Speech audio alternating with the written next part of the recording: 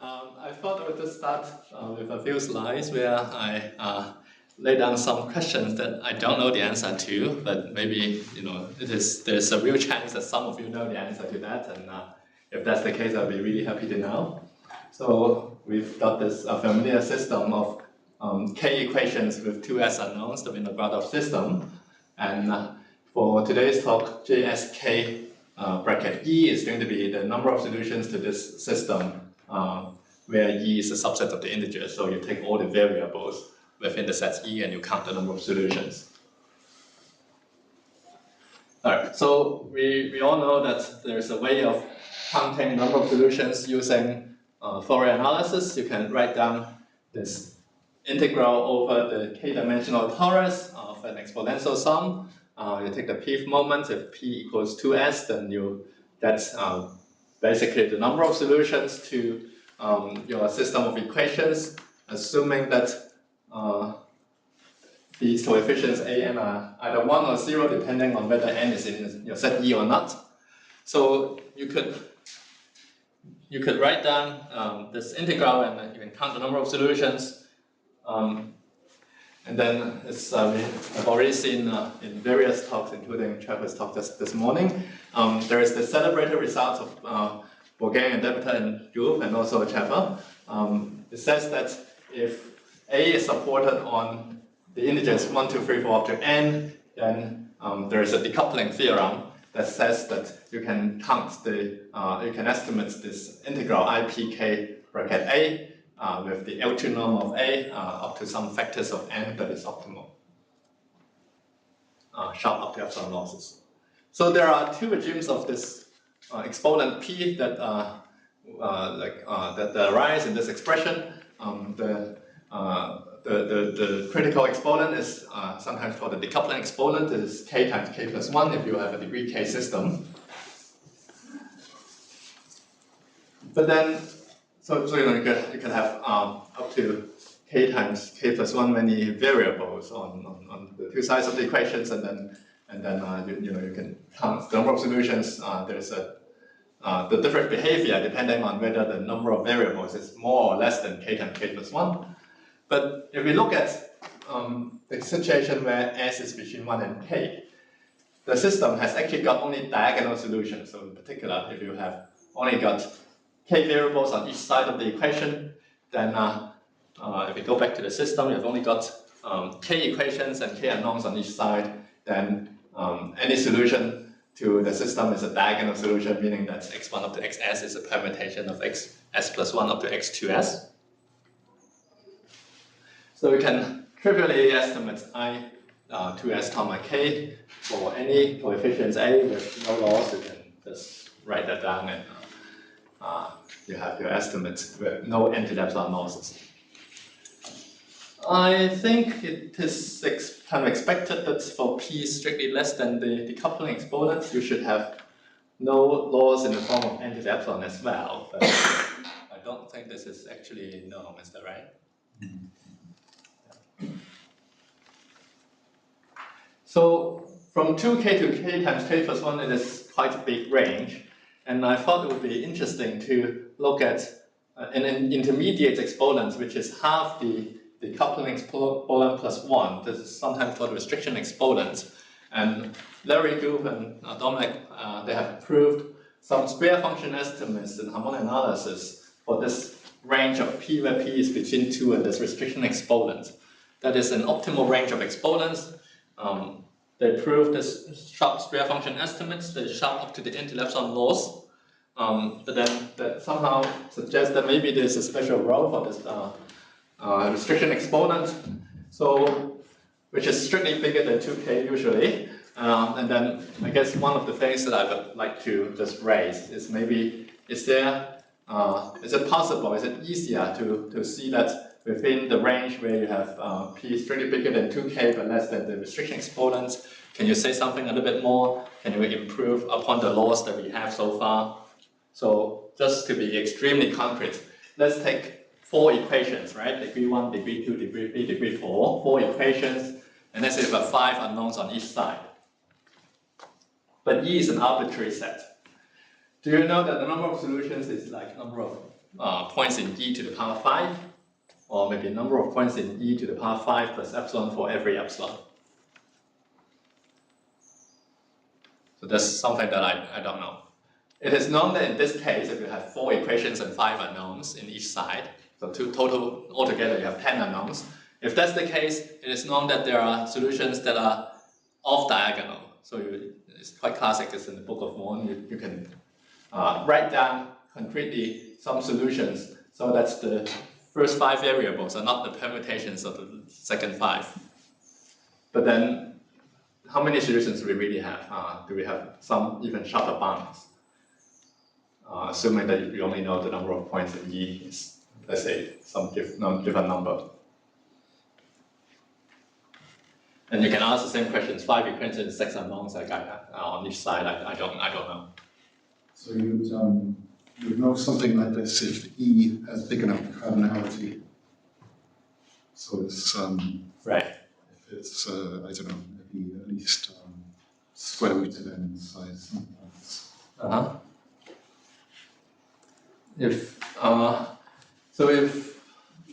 If E is contained between 1 to n and you allow your laws to depend on n, then that is of course no, right? But if you don't, if it's incredibly sparse. If you've got an incredibly sparse set, then like is it known as I don't know. Later in the talk, I'm going to show you another situation where something similar is actually known. That's why I thought it would be a nice question to know. Then why did you put the interesting thing only being the even ones?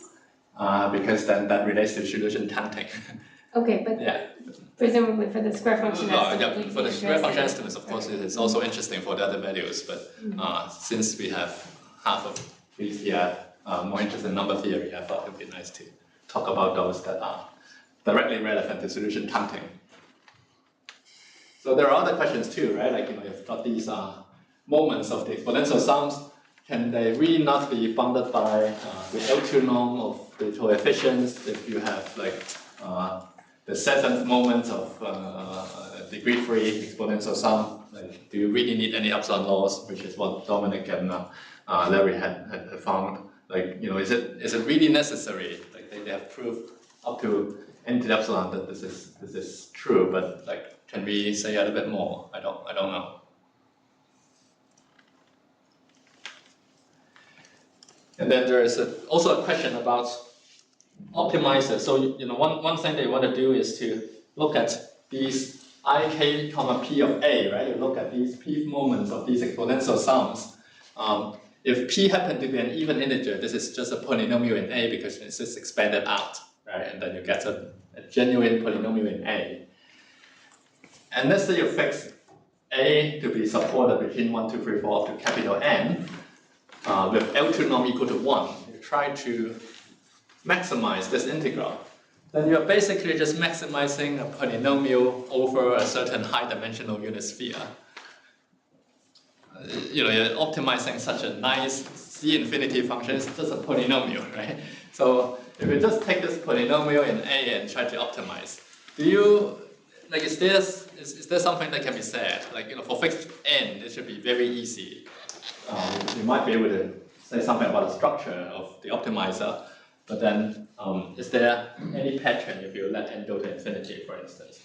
So there are various things that I think it's worth exploring, but too many things I don't understand. So it's my little share of things that I don't understand.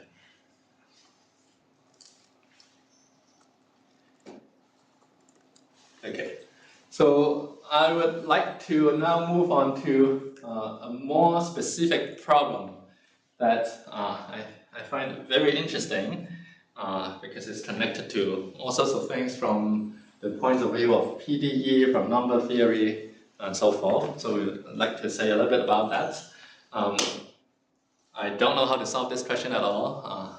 I will explain some recent developments by some other people who tried a similar problem in higher dimensions and got some extremely nice results. I would like to see whether or not there's a connection, so I will try to explain all these things. So for now, I would actually like to go back to maybe a somewhat like friendlier place where you only got projective phase. Now you only got n squared in the exponential sum. So you got summation an e nx plus n squared t, where n is sum over integers, and you compute the L6 norm over where x and t varies over 0 to 1.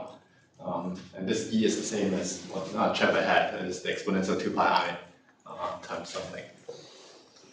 All right, so the result of Bouguer and Demeter says that if A is supported between 1, 2, 3, 4 up to capital N, then this integral here is bounded by the L2 norm of A up to some n to the epsilon losses. And then there are many proofs of this fact now. Trevor, for instance, had pioneered in using methods from number theory, such as efficient conferencing, and that could be that could lead to one proof like that.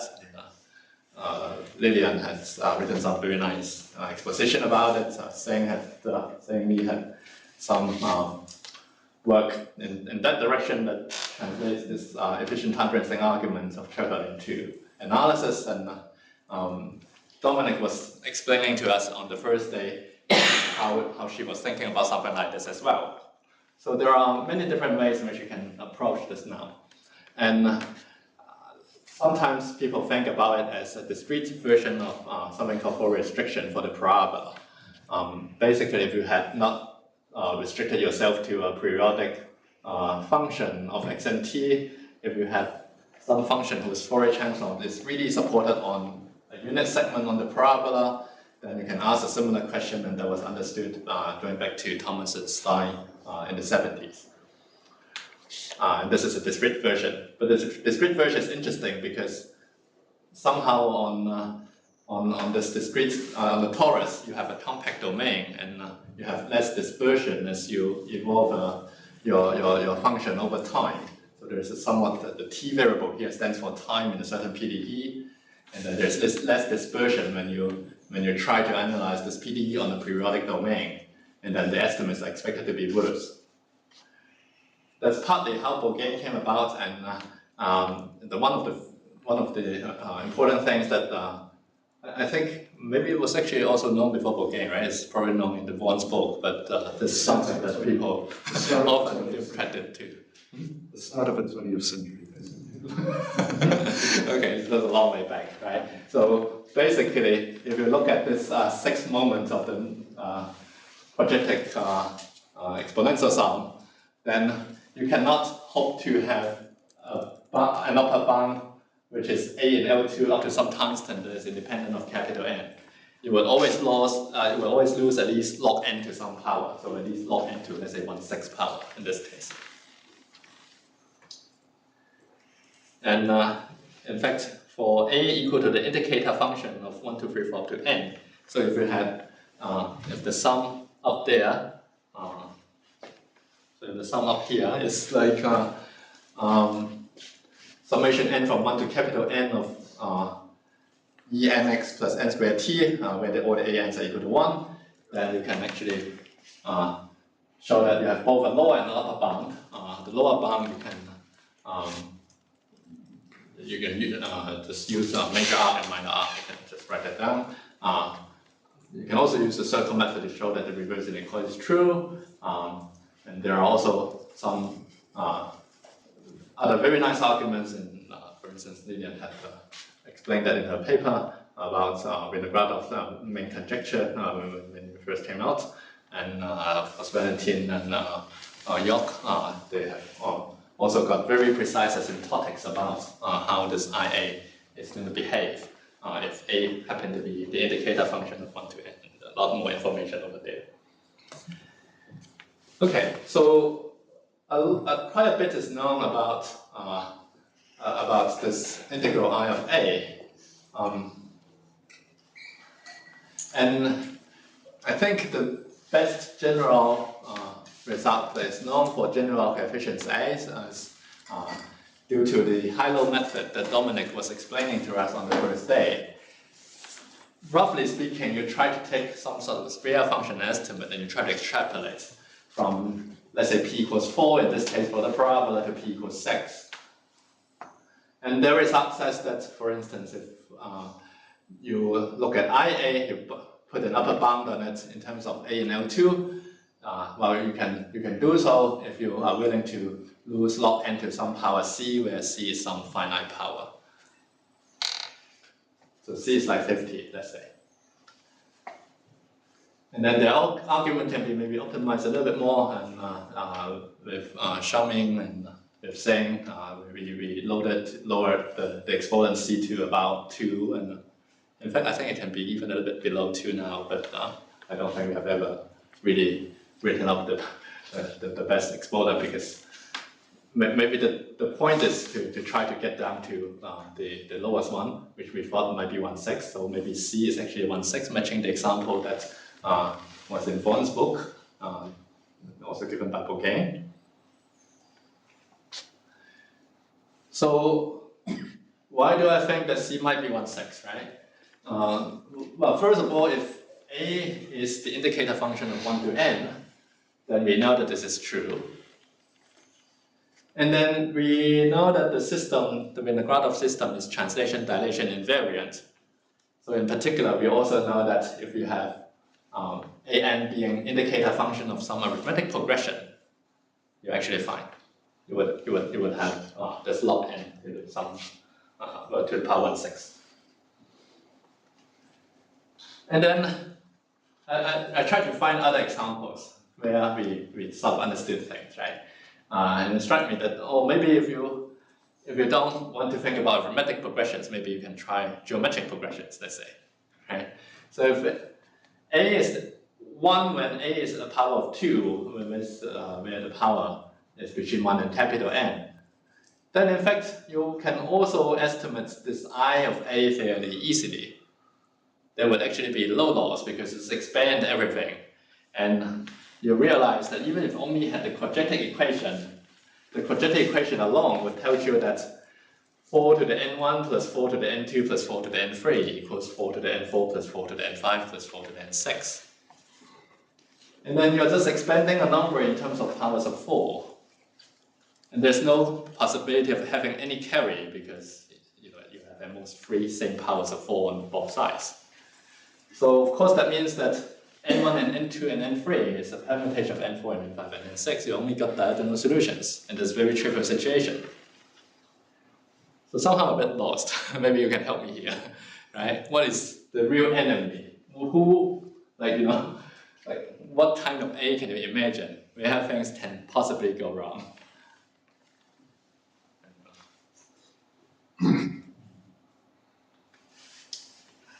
But very interestingly, there's been some very substantially stronger results in 2+1 dimensions that came out maybe about a year ago.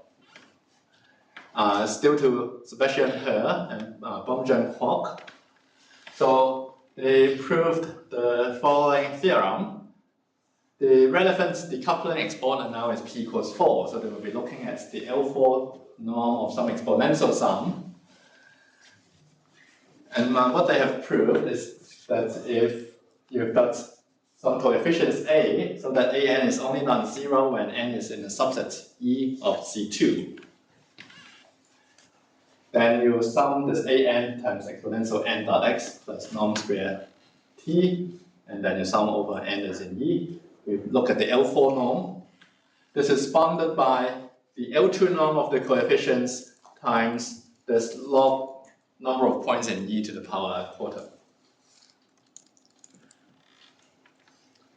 So in particular, if let's say an is equal to 1 on E and equal to 0 otherwise, then you can actually count the number of solutions. The number of solutions is precisely the number of points in E squared multiplied by log number of points in E. And they are interested in doing so because they are studying some nonlinear Schrodinger equation. There is this cubic nonlinear Schrodinger equation on the 2-dimensional torus, which is critical in some L2 sense, and they really need this estimate to study well-Posner's theorems for those nonlinear Schrodinger equations. There is a similar equation in 1+1 dimension, which is a degree 5 equation. It would also be very interesting to try to understand what happens there. But in order to do so, you do have to get the correct power of log. If you don't get the correct power of log, you cannot analyze, for instance, global and time solutions to these equations. So I find this a very nice result, and I thought I could spend some time explaining some elements of what the proof is, and then maybe discuss a little bit with you whether or not it sounds plausible that some of these things can apply in the lower dimension. In fact, I usually think that in lower dimensions things should be easier. But I don't know, in this case it doesn't seem to be the case. So I would actually be curious to know why. Okay. So to begin with, let's try some simple cases first, right? Let's say A is just 1 if your point n is in E, and A is 0 if n is not in E, right? So A is just either 1 or 0. All right. So we're dealing with this exponential sum where all the coefficients are 1 or 0, and then you look at the fourth moment. So just a little bit of notation, I'm going to write n tutor as n comma norm n squared. So you've got the point n in R2, you leave it to the paraboloid by just putting the last order of n squared, right? Now what you are trying to count when you expand this fourfold exponential sum out, you just expand everything, right? And then you get every term is either 1 or 0, depending on whether or not, let's say n1 tutor minus n2 tutor is equal to n4 tutor minus n3 tutor. You expand everything out. You're counting the number of solutions to the system where n1, n2, n3, and n4 are all in E, and then when you lift them to the paraboloid, they form a parallelogram. So the result, the resulting equation here can be geometrically interpreted in saying that the vector n1 tutor minus n2 tutor is equal to the vector n4 tutor minus n3 tutor. So maybe if I were to draw a quick picture here, right? You have n1 tutor, which is on the paraboloid, n2 tutor, and then n4 tutor minus n3 tutor. So for two vectors to actually agree, then of course what you have is just a parallelogram. That's all it's saying.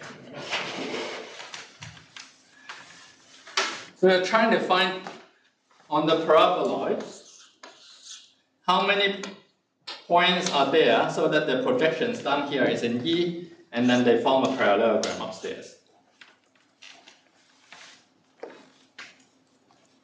But then you can play around with this a little bit, and it turns out that 4 points on a paraboloid, they form a parallelogram if and only if after you project them down to the horizontal plane, they form a rectangle. It takes some time to work that out, but it's not too hard. And it is with this observation that they start thinking about this problem. They start trying to count the number of rectangles in R2 with some vertices that is described. So you are trying to look at how many rectangles in R2 can you form. All of them are having vertices that is in your different sets E. And the result turned out to be known since the 1990s. Given a finite subset E of R2, the number of rectangles with vertices in E is at most number of E squared times log number of E. So I mean, the trivial bound for this number of rectangles is of course number of E to the power 4, right? But you can lower it. In fact, 3 vertices determine the fourth, right? So of course, at most it is number of points in E to the power 3. That's also trivial.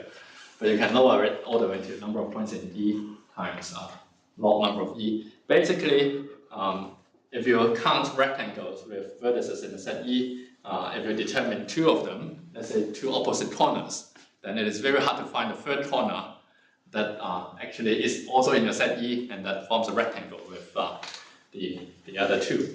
So you know the loss is just at most log according to this theorem.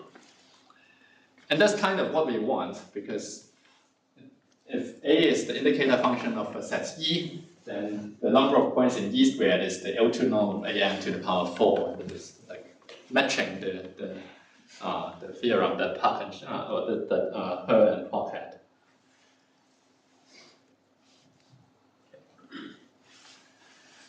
All right. So this is our starting point again, the theorem of Park and Sharia about counting rectangles. And what Her and Kwok did was that they used some geometric or topological tools, and they carry out 3 steps. The first step, they reprove this Park and Sharia's result if E satisfies an additional structural assumption. Earlier in the theorem, E is a general subset of R2. There's no structure.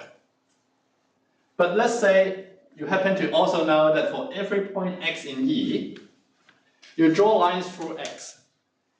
On every such line, the number of points on the line that is in E is usually at most square root number of points in E, apart from possibly one line. There's only one possible line, which is heavy, in which you have a lot of points in E that is on that line. Most lines are not heavy. Is it possible? Yeah? There's at most one line which is bigger than equal to. Then for all the other ones, they are strictly less than. Right? So most lines, they have very few points in E. So let's think about the lattice, right? Like, the lattice example, if you try to take one point, then there are some points that are very heavy, right? You have root number of points in E, that's through it, but not too many. Like, that's the kind of thing you want to avoid. In fact, the lattice example would not be structurally good because you've got a horizontal line and a vertical line, both containing at least root number of points in E in it. So that would not be a good set according to the step 1.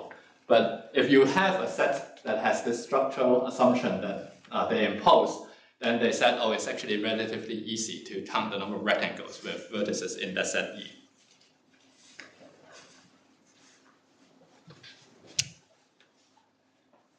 And then at some point they have to remove the structural assumption, and I will tell you a little bit how in a moment. But then they would have to reprove it without imposing this funny additional structure on E. Finally, in the last step, they would have to deal with general coefficients, not just coefficients that are either 1 on a set and 0 elsewhere. And then they would have to prove the general result.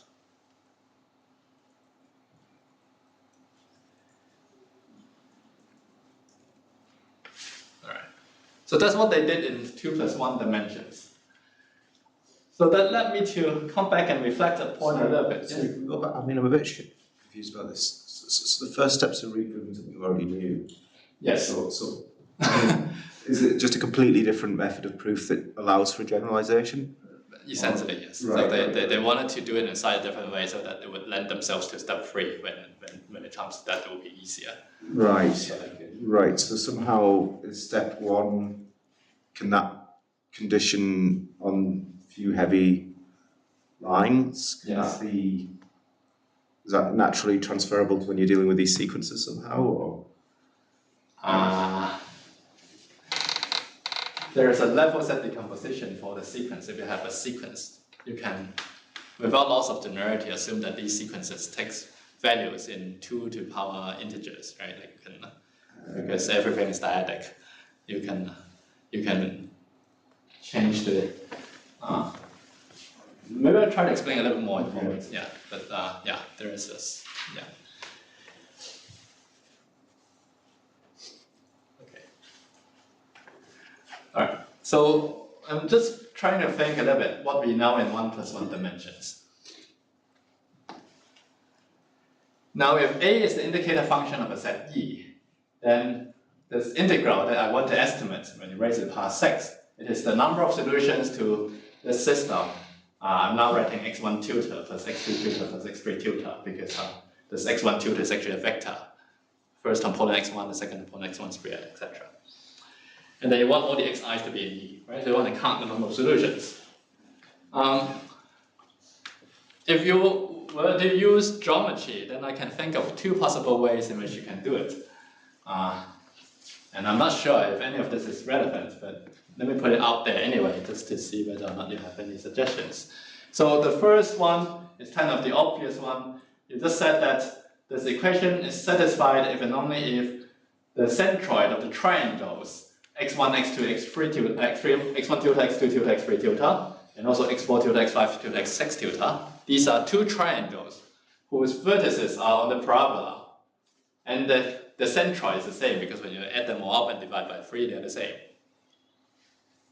So that's the next picture I want to show you. Maybe you have 3 red points on the parabola and 3 blue points on the parabola. They are all integer points. And then maybe the triangles that they form have the same centroid, which I colored in black. Okay. So we are, in a way, counting pairs of triangles with the same centroid.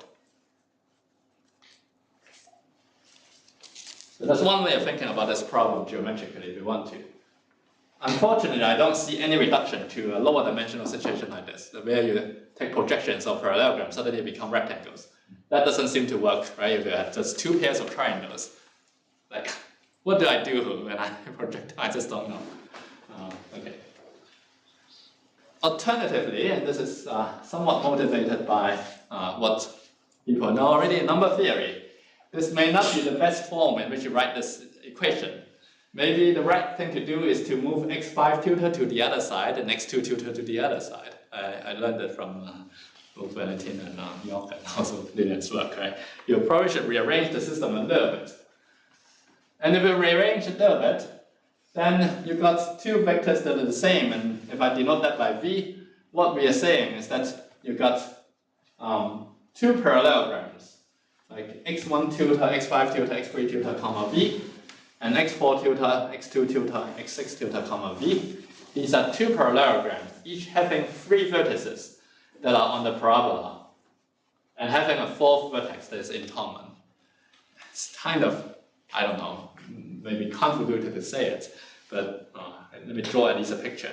So if I had regrouped the 6 points I had earlier on the parabola, now you see 3 blue points forming a parallelogram with a 4th black point, and this 4th black point is also a vertex of another parallelogram with 3 other red vertices that's on the parabola.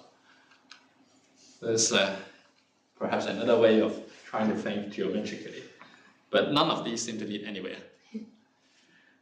I'm going to tell you a lot of ideas that doesn't work. I don't know if it's a waste of your time, but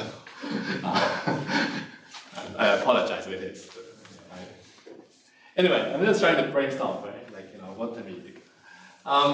So, okay, I might not be able to do it entirely geometrically yet, but there are at least 3 major steps in what He and Pock did. So maybe I can at least try to understand a little bit what they're doing over there and see if any of that transfer over, make our problems easier.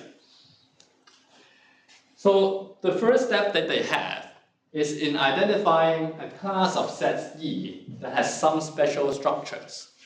That makes your problem easier. In their case, they want no heavy line through, well, maybe at most 1 heavy line through every point.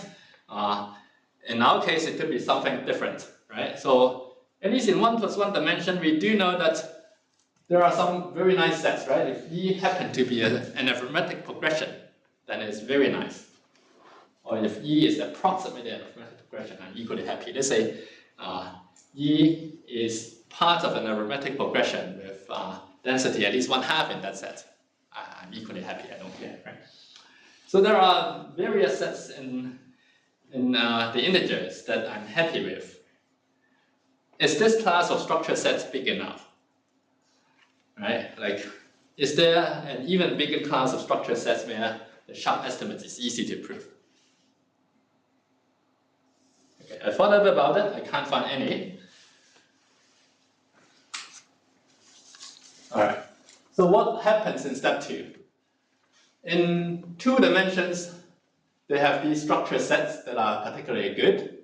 What He and Pock did, really, was to say that if you have a general set E that is subset of C2, no matter what it is, you can always write it as a disjoint Eulian, Ej, where j goes from 1 to infinity, so that each of them is structure. So E1 is a structure set inside E2, inside E, E2 is E2, etc. They're all structure sets inside E. And then these sets are decreasing in size very rapidly. So the number of points in EJ is bounded above by half the number of points in EJ minus 1 actually. Sorry, I messed up the order. So E2 is much smaller than E1, E3 is much smaller than E2. That's what I was saying. Okay, so somehow there is a way of pruning these sets E so that E becomes a union of structure sets that get smaller and smaller very rapidly. Something like that happens in harmonic analysis, right? Like, if you are familiar with the high-low method, you do prune from time to time, but it's somewhat different way of pruning. This pruning was actually done using topological tools such as the Semeredi-Trotta theorem.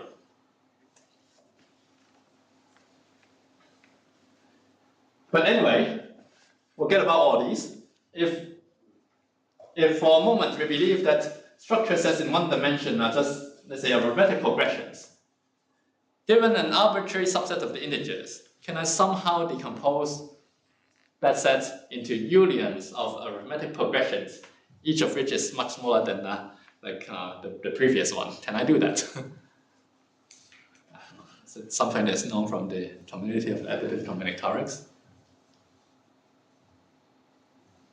Is there some way in which you can select arithmetic progressions out of a different set so that each time you select most of the set and you have only maybe a small subset of integers remaining, and then you keep going and select another subsequence that is also an arithmetic progression that covers most of your sets? Can one do that? I don't know.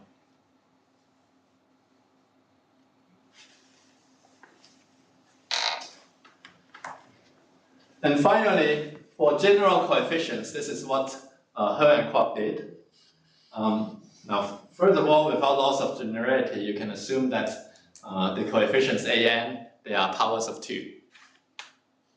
So summation 2 to the k, and then n in some set ek, and then this exponential n dot x normal n squared t. You can compute the absolute value of that sum to the 4th power, integrate, and by expanding everything out, you are doing this count here. You're counting the number of solutions to your system where n1, n2, n3, and n4 are from ek1, ek2, ek3, ek4 respectively. So there are potentially 4 different sets where your variables are coming from. And you want to count the number of solutions to your projective Winogradoff system. Not exactly Winogradoff, but anyway, the projective system for the paraboloid. Well, this number of solutions is not too difficult to bound. For instance, you can easily bound it by the number of points in ek1, number of points in ek2, number of points in ek3, and number of points in ek4, etc. If you raise all of them to power theta 1, theta 2, theta 3, theta 4, which is all 1/2, up to some log that you lose. So you use what you know about the number of solutions in general sets. You apply Holder's inequality, you would have a bound to this, where you have powers 1/2 everywhere. And that's almost enough to conclude the arguments. You lose only by another log if you really try to do Cauchy-Schwarz, for instance. So what He and Kwok observed was that they can actually refine step 2, and that is basically answering Jonathan's question. They can refine step 2 to say that you can actually do a little bit better than O power 1/2. So there's something like an improved estimate when you estimate the number of solutions if you take these variables from different parts of your E, assuming that you know some of them is smaller, you can actually make some gain. So you prove this for many thetas in the neighborhood of 1/2, 1/2, 1/2, 1/2, and then you apply another Holder's inequality, you'll be able to show that this is actually the correct bound that you need. You can try to do something similar in 1+1 dimension. I don't know. Like this general scheme of interpolating is somewhat similar to what Q and Tao had done when they studied endpoint Strickhouse estimates in the solution of wave equations. So it comes up here again, and I find it very interesting, but I don't know how to use it yet. Okay, so in the last part, I would like to say something about geometry, because after all, I got stuck with the method with number theory, right? So I was like, oh, maybe I really should look at what they have done on the geometric side. So I would like to at least tell you the ingredient that they bring in and why they thought it was a good idea to bring in those ideas. Turns out there's an obstruction that is topological that they really want to rule out, somewhat like what Hong was telling us the other day about the Kakeya conjecture. Okay, so what happens?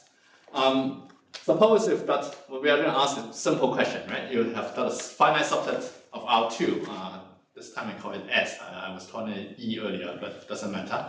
So you've got some finite subset of R2, and R is some integer that's at least 2.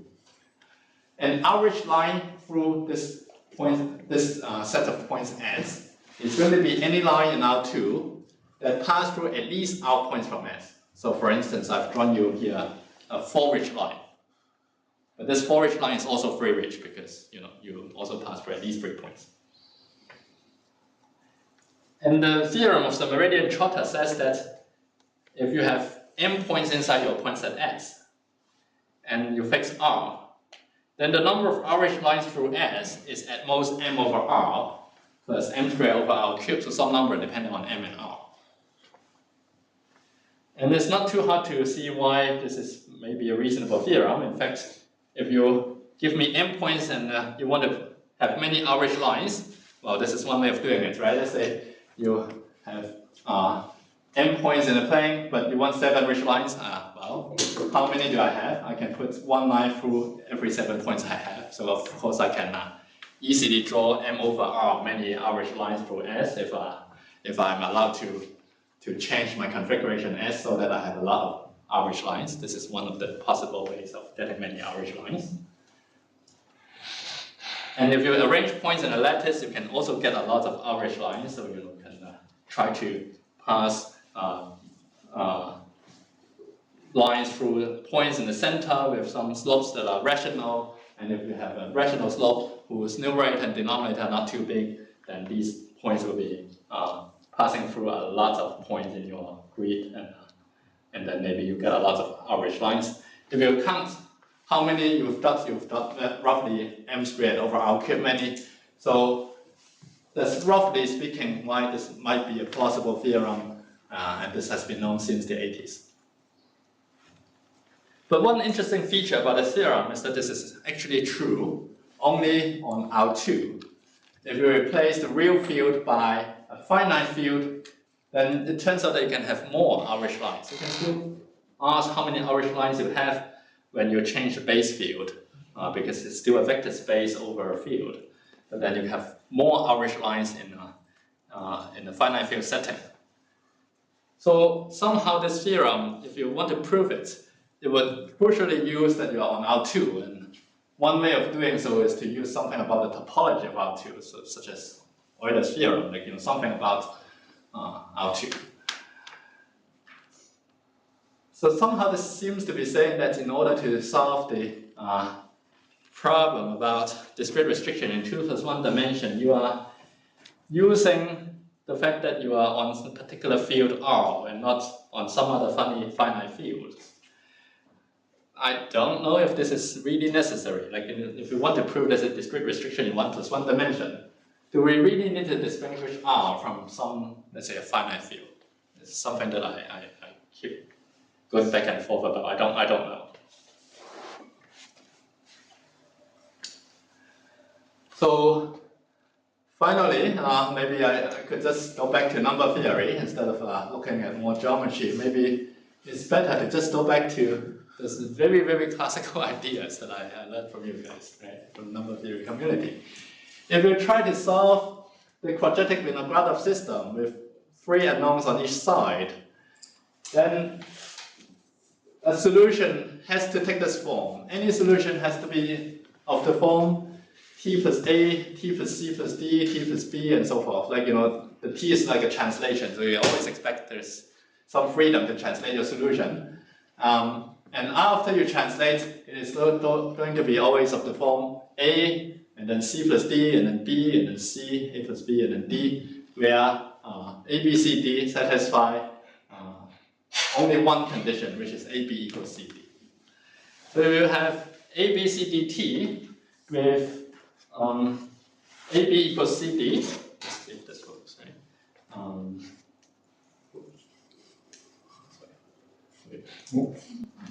So if AB equals CD, then you can check that x1, x2, x3, x4, x5, x6 satisfy this quadratic Winograd system. Certainly for t equals 0, this is satisfied, and then if we want to check, let's say the quadratic equation is satisfied, you just expand, right?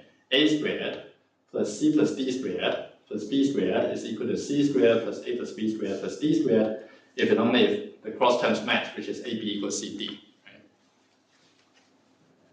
So you can parameterize the solution space in a very nice way.